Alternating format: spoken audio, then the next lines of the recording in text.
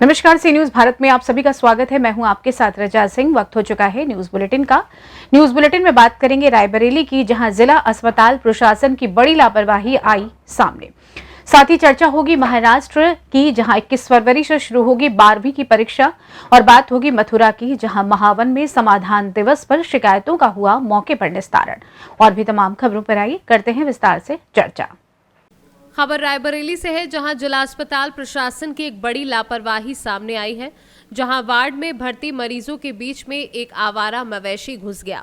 Ward के अंदर आवारा जानवर को देखते हुए वहां पर भर्ती मरीजों व उनके तीमारदारों में अफरा तफरी मच गई और लोग इधर उधर भागने लगे।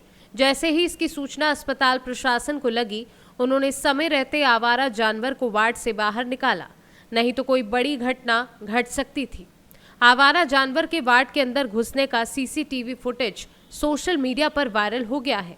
हालांकि जिला अस्पताल के सीएमएस महेंद्र मौर्य ने जांच कराकर कार्यवाही की बात कही है।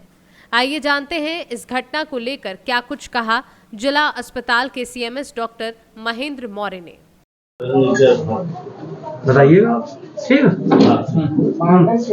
सर, एक वार्ड में गाय घुसाई थी, क्या था पूरा मामला, किस वार्ड में थी? देखिए, मामला मेरे संज्ञान में आया है।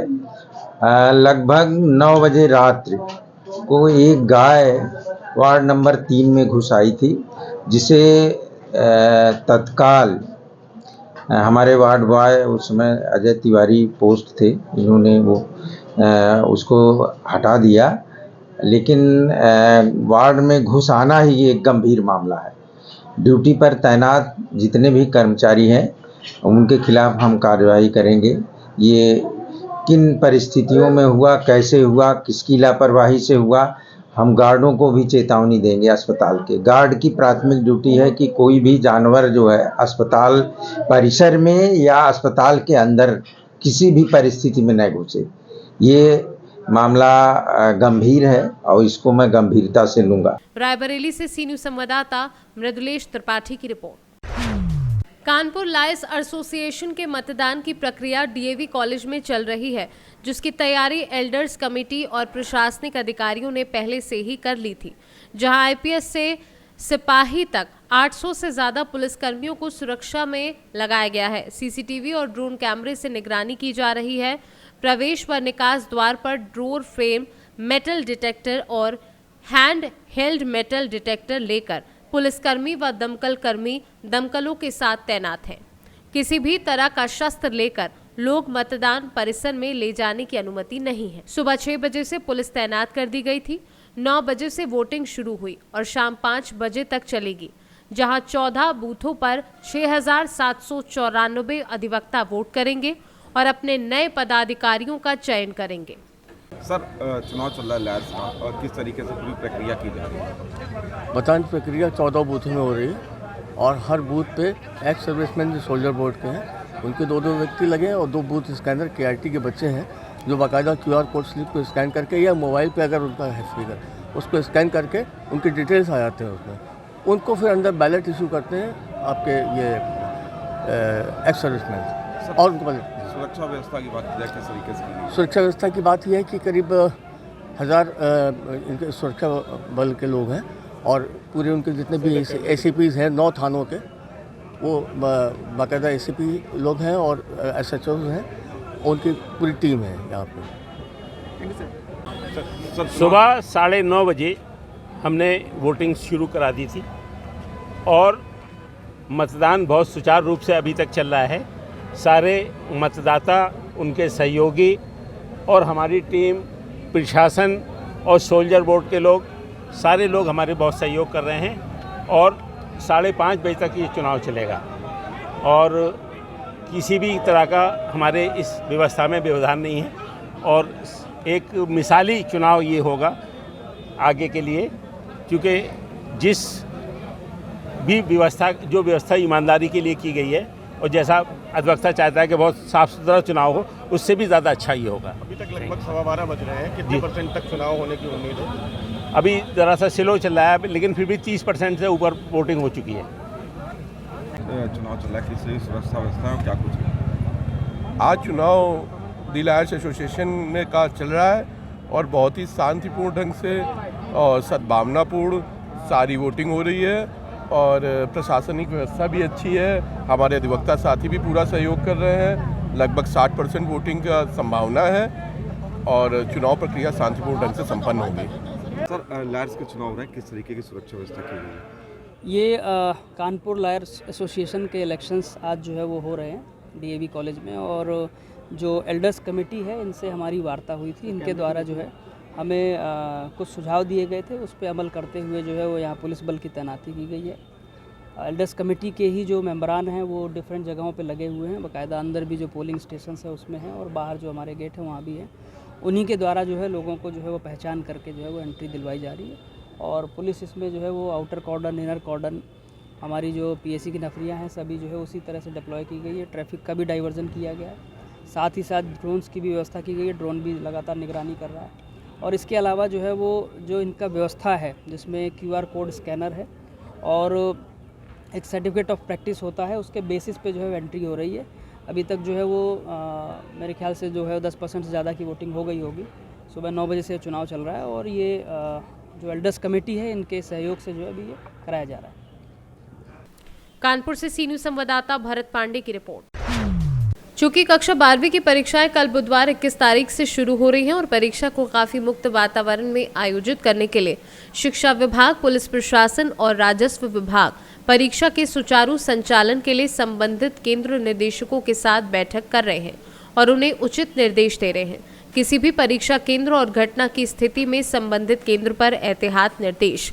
शेवगांव पंचायत समिति की समूह शिक्षा अधिकारी तृप्ति कोलते ने मीडिया को जानकारी देते हुए कहा कि उचित कार्यवाही की जाएगी और प्रशासन काफी मुक्त परीक्षा आयोजित करने के लिए तैयार है। परीक्षा केंद्र पर पुलिस प्रशासन, राजस्व विभाग और शिक्षा विभाग द्वारा कड़ी निगरानी रखी जाएगी और छात्रों ने शिक्षा विभाग से परीक्षा सुचारू रूप से आयोजित करने की भी कामना की है।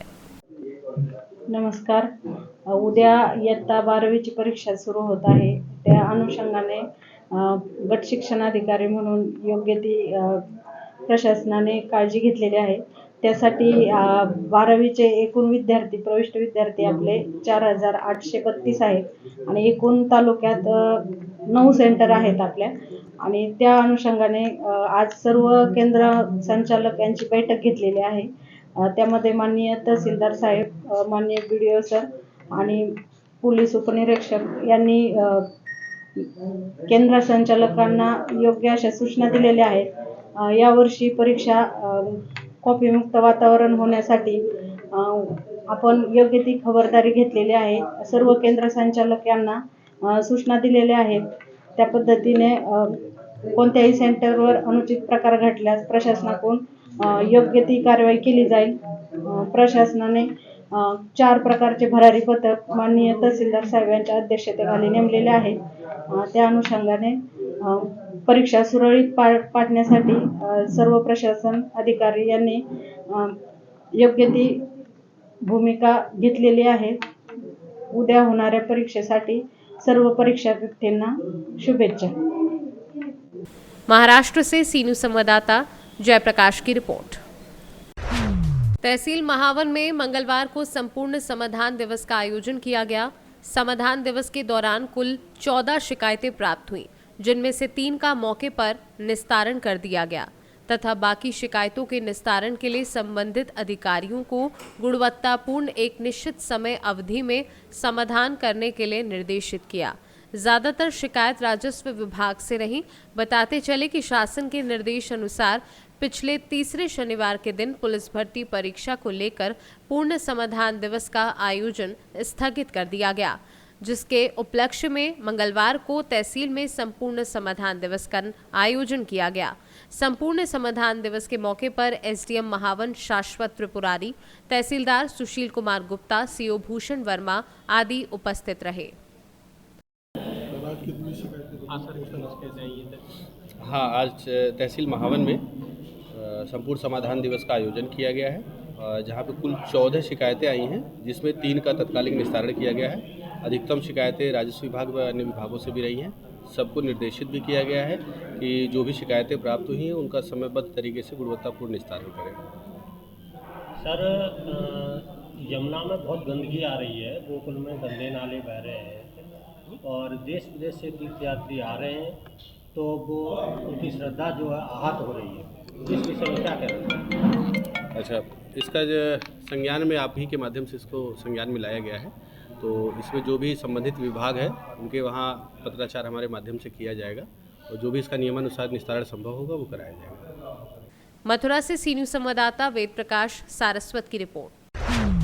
खबर मुजफ्फरपुर से है, जहां प्रधानमंत्री नरेंद्र मोदी ने आज आईआईटी पटना के नवनिर्मित 24 भवनों, आईआईएम बोधगया के स्थायी भवन तथा भागलपुर ट्रिपल आईटी के नए स्थायी भवन का वीडियो कॉन्फ्रेंसिंग के माध्यम से उद्घाटन किया।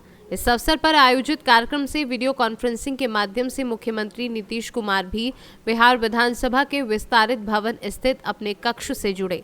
बता दें, 466 करोड़ रुपए की लागत से बने आईआईटी पटना में 24 भवनों के निर्माण होने से अकादमिक ब्लॉक, केंद्रीय पुस्तकालय, छात्रावास, सेंट्रल लेक्चर हॉल और स्टूडेंट एक्टिविटी सेंटर सहित अन्य सुविधाएं छात्रों को मिलने लगी। कल मुख्यमंत्री ने बिहटा स्थित आईआईटी परिसर पहुंचकर नवनिर्मित भवनों का जायजा लिया था और वहां की व्यवस्थाओं के संबंध में जानकारी ली थी। कार्यक्रम में वीडियो कॉन्फ्रेंसिंग के माध्यम से मुख्यमंत्री नीतीश कुमार के साथ उप मुख्यमंत्री सम्राट चौधरी, उप मुख्यमंत्री विजय कुमार सिन्हा तथा विज्ञान, प्रावैधिकी एवं तकनीकी शिक्षा मंत्री सुमित कुमार सिंह भी जुड़े रहे।